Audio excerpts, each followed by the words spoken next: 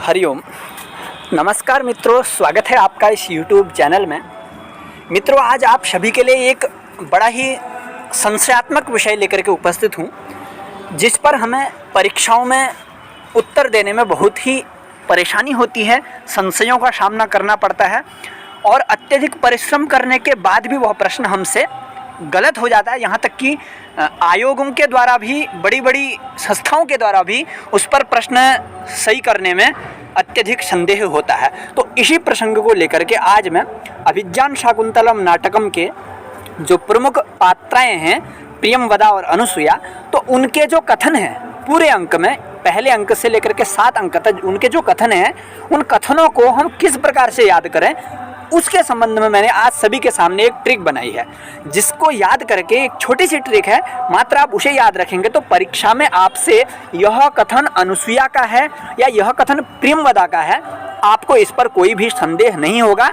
थोड़ा सा मात्र परिश्रम करने पर आप जान जाएंगे। जिस प्रकार आपको उत्तर रामचरितम में तमसा और मुरला की सूक्तियों पर संदेह हो जाता है क्योंकि वो दोनों नदियां हैं और एक जैसे लगभग कथन कहती हैं, उसी प्रकार इस नाटक में भी प्रियंवदा और अनुसुया के कथनों पर हमें संदेह होता है। तो आज वह संदेह आप सभी के सामने दूर हो जाएगा। तो आप पूरा वीडियो अंत तक अच्छी प्रकार से देखें। परीक्षा करीब है, तो इसलिए परीक्षा के लिए हमें अच्छी प्रकार से तैयारी करनी ही चाहिए। तो आइए आरंभ करते हैं। इससे पहले यदि आप इस चैनल में अभी नए हैं तो चैनल को सब्सक्राइब अवश्य कर दें और अन्य जिज्ञासुओं तक भी इस वीडियो को शेयर करने का प्रयास करें। तो आइए आज का जो विषय है उसको हम आरंभ करते हैं। यह इस प्रकार से मैंने अनुसुया की और प्रियंवदा की और दोनों की जो मिश्र सूक्तियां हैं या अलग अलग करके सूक्तियां, वो सभी मैंने एक साथ लिख दी हैं। अब उन्हें याद कैसे करना है, एक साथ तो आप सभी भी लिखते होंगे फिर भी वो याद नहीं होती है। तो मैंने अनुसुया के कथन के लिए एक सूत्र बनाया है और प्रियंवदा के कथन के लिए एक सूत्र बनाया है। और समवर्णा यानी कि दोनों के जहाँ पर कथन है, कई जगह ऐसी भी है ना, उभय दोनों एक ही साथ बोलती हैं शकुंतला को या जिसको भी, उसके लिए भी मैंने एक सूत्र सभी के लिए बनाया है। तो आइए आरंभ करते हैं अनुसुया से, क्योंकि अनुसुया बहुत महत्वपूर्ण और बड़ी समझदार और गंभीरता से युक्त एक बहुत ही सुंदर उसमें पात्र हैं अनुसुया, जो शकुंतला की सखी। तो अनुसुया के कथनों को याद करने के लिए जो आप सभी को दिख रहा होगा, अनुसुया शब्द के आगे मैंने यह बनाया है एक सूत्र। जिस प्रकार पाणिनीय सूत्र है उसी से संबंध समझ लें आप, तो यह बड़ा मनोरंजक है। तो अनुसुयादि हल, अनुसुयादि हल कहने का मतलब है अनुसुया का कथन जहाँ पर होगा उसके कथन में, उसकी सूक्ति में, उसके वचन में आदि वर्ण हल होगा। हल होगा मतलब व्यंजन होगा, क ख ग इनमें से कोई होगा। तो जिस कथन के आरंभ में कोई वर्ण यदि हल होता है, अनुसुया आदि हल का है ना, अनुसुयायाः कथने आदि वर्णो हल भवति, आदि वर्ण हल होगा यानी कि व्यंजन होगा जहाँ जहाँ भी अनुसुया का कथन होगा। तो पहली सूक्ति ही देख लेते हैं। पहली सूक्ति क्या है? नयुक्तम अकृत सत्कारम अतिथि विशेषम विसृज्य स्वच्छंदतो गमनम। पहला वर्ण क्या है? नो है, नो व्यंजन में आता है। द्वितीय सूक्ति है विकारम खलु परमार्थो ज्ञात्वा अनारंभः प्रतिकारस्य, ये तीसरे अंक की सूक्ति है, इसमें भी आरंभ में हल है। और पहले अंक की दूसरी सूक्ति है भी, ये भी तीसरे अंक की है, बहुवल्लभा राजा न श्रूयन्ते, इसमें भी आरंभ में क्या है? हल है। क्योंकि मैंने आज इस पर एक विचार करा कि क्यों ना इस तरीके से याद करने का प्रयास किया जाए। चौथी सूक्ति है गुणवते कन्यका प्रतिपादनीयत्ययं तावत प्रथमः संकल्पः, ये चतुर्थ अंक की सूक्ति है, इसमें भी ग व्यंजन में ही आता है। और पांचवी सूक्ति मित्रों उचितम नः पर्युपासनम अतिथीनाम, मात्र यह एक सूक्ति है जिस सूक्ति की आरंभ में क्या है? अच है, इसलिए इसको आप हमें याद रखना है। उचितम नः पर्युपासनम, इस सूक्ति को छोड़ करके बाकी सभी अनुसुया के कथनों में आरंभ में हल है। हल क्यों है? एक तरीका और है, अनुसुया के नाम में स्वयं के नाम में तो पूर्व में अच है, किंतु उसका जो कथन है उस कथन के आरंभ में हल है, अर्थात विपरीत हमें देखना है, विपरीत तरीके से हमें देखना है। जिसके नाम में यदि पूर्व में अच है तो उसके कथन में पूर्व में हल होगा, उल्टा इस प्रकार से। और छठी सूक्ति है को अन्यो हुतवाहा दग्धुम प्रवहति, इसके भी आरंभ में क्या है, व्यंजन वर्ण ही है। मात्र पांचवी सूक्ति को लेकर देख करके अन्य पांचों सूक्तियां पूरे अंक में अनुसुईया ने कही हैं, तो इन 6 सूक्तियां कही हैं, तो उचितम नः पर्युपासनम को छोड़ करके बाकी सभी में आरंभ में हल है, तो अनुसुयादि हल, इस प्रकार से हमें याद करना है। तो ये छठी सूक्ति तो अभी अत्यधिक विवादित भी हो चुकी है, क्योंकि टीजीटी में कई लोगों ने इसको अनुसुया माना है, कई लोगों ने प्रियंवदा माना है, तो इस पर भी मेरा मत यही है, अनुसुया का यह कथन है। अब हम अग्रिम जो पात्र हैं प्रियंवदा, प्रियंवदा के बारे में जानते हैं। प्रियंवदा की सूक्तियों को कैसे पहचान, तो प्रियंवदा नाम है प्रियंवदति यासा प्रियंवदा, प्रिय जो बोलती है, तो प्रियंवदा में जो प है वो व्यंजन है। खुद के नाम में तो इसके आरंभ में व्यंजन था, जैसे अनुसुईया के नाम में पहले वो था अच था, किंतु इसमें व्यंजन है। और यदि इसके नाम में व्यंजन है ना, तो इसकी सूक्तियों में आरंभ में अच होगा, इस प्रकार से आरंभ में क्या होगा, अच होगा।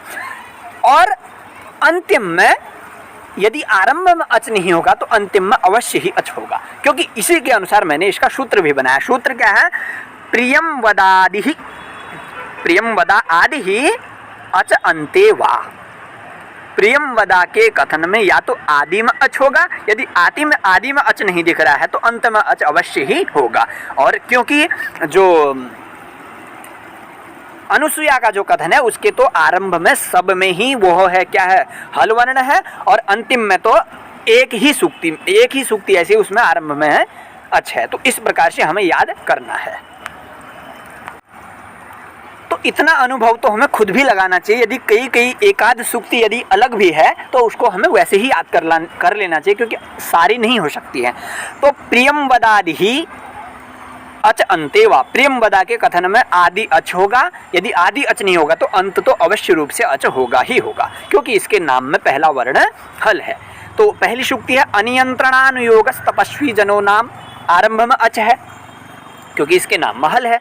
और दूसरी सूक्ति है सागरम मुज्जित्वा कुत्र वा महानद्यवतरति, इसके यदि सागर 100 व्यंजन है तो अंतिम में अवतरति ई की मात्रा अच है, तो इसलिए अंतिम में तो इसके अच है, इस प्रकार से याद करें। तीसरी फिर आपन्नस्य विषय निवासिनो जनस्यार्ति हरिण राज्या भवितव्यम एष वो धर्म, इसमें तो आरंभ में ही अच है, तो यह प्रियंवदा का कथन है। और अग्रिम सूक्ति है नतादृशा आकृति विशेषा गुण विरोधिनो भवंती, इसके आरंभ में तो नहीं है अच, किंतु अंतिम में अच है, भवंती।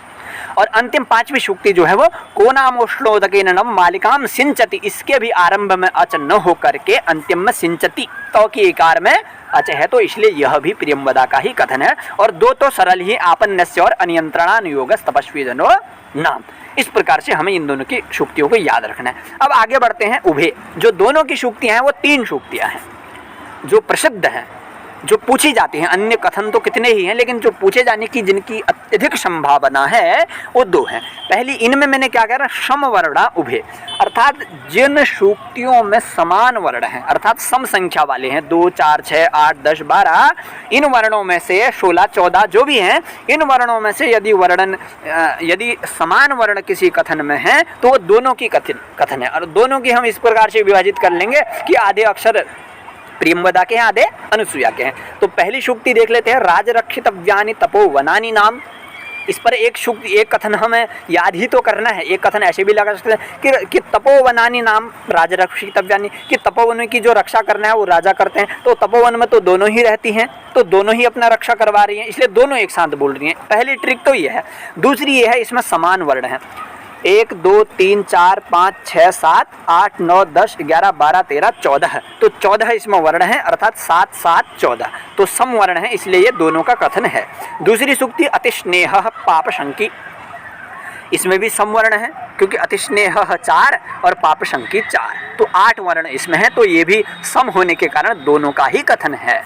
अग्रिम सूक्ति है मात्र स्निग्धजन संविभक्तम ही दुखम सह्य वेदनम भवति। ये अंतिम सूक्ति थोड़ा, इसमें समवर्ण नहीं है, इसमें 13 वर्ण हैं, 12 नहीं 13 हैं। तो इसको हम अर्थ के अनुसार याद कर सकते हैं कि जो शकुंतला को दोनों पूछ रही हैं कि तुझे क्या हुआ, वो नहीं बता रही है, तो उसको बताने के लिए प्रेरित कर रही हैं कि यदि हम दोनों मित्रों पर तू अपना दुख बांटेगी तो तेरा दुख सहनीय हो जाएगा। तो इस प्रकार से हमें इन सूक्तियों को याद रखना है। आप चाहें तो इसकी स्क्रीनशॉट ले सकते हैं या लिख सकते हैं। और वैसे मैंने यहाँ पर अनुसुईया और प्रेमवदा के ही सूक्तियों को इसलिए रखा है क्योंकि मैंने चैनल में पहले अंक से लेकर के 7वें अंक तक सभी सूक्तियों के वीडियो बनाए हैं, प्लेलिस्ट सेव की गई है, तो उसमें आप देख सकते हैं सभी वीडियोओं को। तो परीक्षा के लिए आप तैयारी कर सकते हैं। तो आप सभी को यह कैसा लगा आप सभी अवश्य बताएं। यदि कहीं त्रुटि होगी तो उस पर पुनः विचार करेंगे। तो आप सभी का धन्यवाद, नमस्कार।